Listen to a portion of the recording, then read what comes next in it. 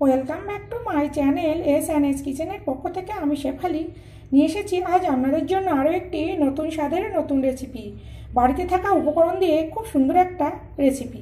নিয়েছি 100 গ্রাম মুসুরির ডাল। এটা আমি ভালোভাবে ধুয়ে 1 ঘন্টা ভিজিয়ে জলটা ঝরিয়ে নিয়েছি জিরের গুঁড়ো, ধনের গুঁড়ো আর লঙ্কার গুঁড়ো, আছে চিনি, লবণ, হলুদ আর নিয়েছি একটা ডিম।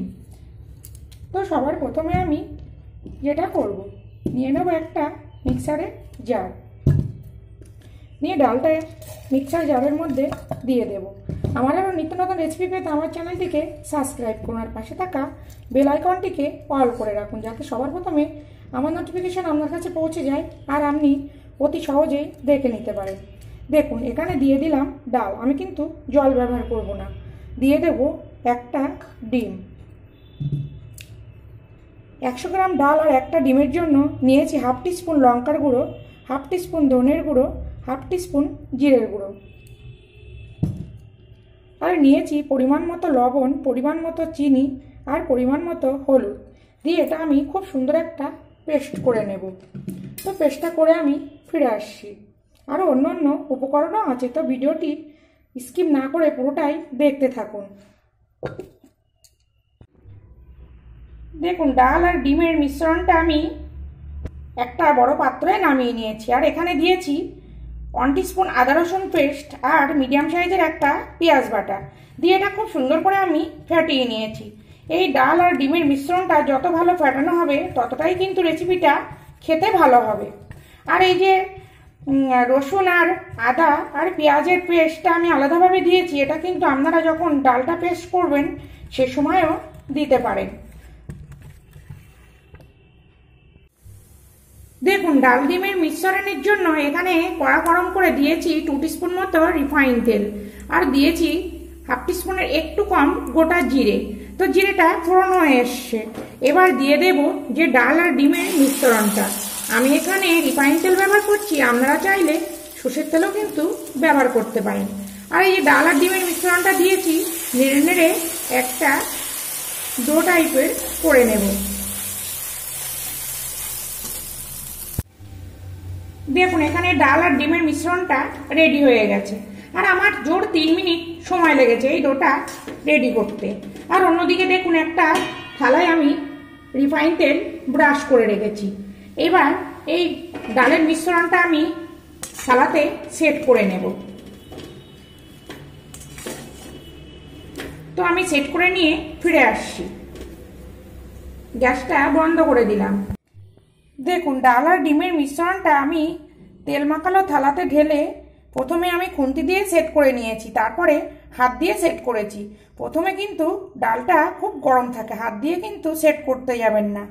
তো এটা আমি ঠান্ডা হতে দেব। আর অন্যদিকে রান্নার জন্য একটা মশলা রেডি করব।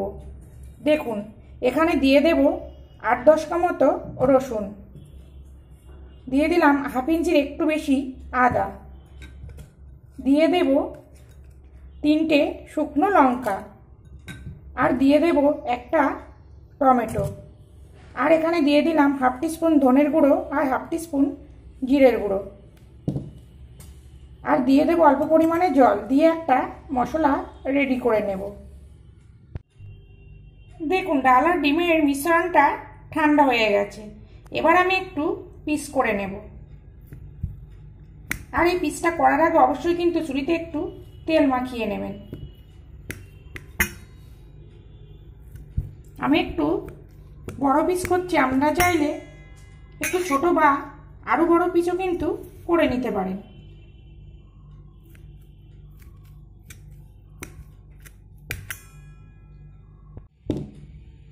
দেখুন পিসগুলো সব কেটে নিয়েছি, আর দেখুন খুব সহজেই কিন্তু উঠে গেল।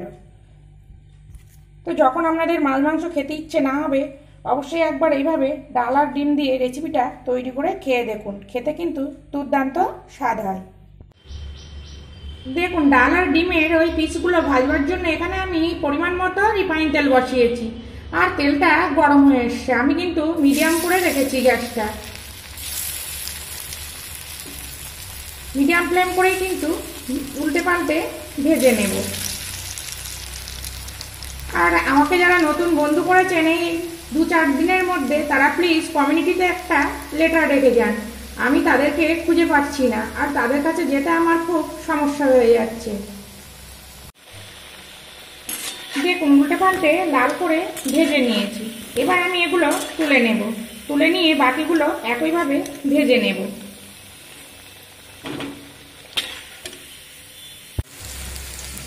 দেখুন পিসগুলো আমি ভেজে তুলে নিয়েছি। আর দেখুন ওই একই তেলের মধ্যে লবণ আর হলুদ দিয়ে আলুটা আমি ভালোভাবে ভেজে নেব। দেখুন আলুটা আমি ভেজে তুলে নিয়েছি। এবার ফোড়নে দেব গোটা জিরে আর শুকনো লঙ্কা। ফোড়নটা একটু ভাজা হতে দেবো। আপনারা চাইলে এখানে গোটা গরম মশলাও কিন্তু ফোড়ন দিতে পারেন। দেখুন ফোড়নটা ভাজা হয়ে গেছে। আর দিয়ে দেব একটা বড় সাইজের পেঁয়াজের কুচি। তো পেঁয়াজ কুচিটা একটু ভাজা হতে দেব। দেখুন পেঁয়াজ ভাজা হয়ে গেছে। এখানে দিয়ে দেবো এবারে যে মশলাটা আমি করে রেখেছিলাম মিক্সিতে, মশলার পেস্টটা দিয়ে দেব। পরিমাণ মতো হলুদ আর পরিমাণ মতো চিনি। অল্প পরিমাণে চিনি দেব, খুব বেশি কিন্তু চিনিটা দেব না। এবার খুব সুন্দর করে মশলাটা কষিয়ে নেব। দেখুন মশলাটা কষা হয়ে গেছে আর খুব সুন্দর একটা গন্ধও ছাড়ছে, আর মশলা থেকে তেলও কিন্তু ছেড়ে দিয়েছে। এবার এখানে দিয়ে দেব আগে থেকে ভেজে রাখা আলু। আর আলুটা কিন্তু ভাজার সময় অনেকটাই নরম হয়ে গেছে। তো এখানে আরেকটু সুন্দর করে কষিয়ে নেবো। 1 থেকে 2 মিনিট মতো কষিয়ে নেব। দেখুন 1 থেকে 2 মিনিট আমি কষিয়ে নিয়েছি। এবার দেখুন আলুটা কিন্তু অনেকটাই সিদ্ধ হয়ে গেছে। তো এখানে দিয়ে দেব গরম জল। যে কোনো রান্নায় যদি গরম জল দেওয়া যায় রান্নার টেস্টটা কিন্তু অনেকটাই বেড়ে যায়। তো এখানে দিয়ে দিলাম পরিমাণ মতো জল।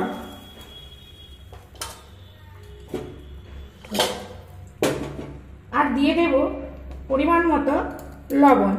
দিয়ে ঢাকা দিয়ে রান্নাটা হতে দেব। দেখুন আলুটা পুরো সিদ্ধ হয়ে গেছে। এবার এখানে আমি দিয়ে দেব ভেজে রাখা ডাল ডিমের পিসগুলো। দিয়ে গ্যাসের জোরটা একটু মিডিয়াম করে দেব। আমি মাঝে একটু লবণটা চেক করে নিয়েছি। আর দিয়ে দেব গরম মশলার গুঁড়ো। তো দিয়ে আরও 1 থেকে 2 মিনিট আমি রান্নাটা করে নেব। আর এই পর্যন্ত আমার সঙ্গে যারা আছে নতুন বন্ধু পুরনো বন্ধু সবাইকে অসংখ্য অসংখ্য ধন্যবাদ পাশে থেকে সাপোর্ট করার জন্য। আর সেই সঙ্গে সাধারণ দর্শকদেরকে অসংখ্য অসংখ্য ধন্যবাদ পাশে থেকে সাপোর্ট করার জন্য। তো আমি আরও 1 থেকে 2 মিনিট ফুটিয়ে নেব। দেখুন আমার রান্নাটা হয়ে গেছে। আর আমি গ্যাসটা এবার বন্ধ করে দিলাম। তো এবার আমি একটি পাত্রে পরিবেশন করব। তো আপনারা এভাবে বাড়িতে তৈরি করুন এই ডিম আর ডালের রেসিপিটি। আশা করছি খুবই ভালো লাগবে। আর যদি ভালো লাগে প্লিজ আমার চ্যানেলটিকে সাবস্ক্রাইব করে পাশে থাকুন আর পাশে থেকে সাপোর্ট করুন। আর খুব ভালো লাগলে প্লিজ একটা শেয়ারও করে দিন, সঙ্গে একটা লাইক। তো এই ডাল ডিমের রেসিপিটি গরম ভাতের সঙ্গে কিন্তু খেতে খুবই ভালো লাগবে। তো আবার ফিরে আসবো নতুন কোনো রেসিপি নিয়ে।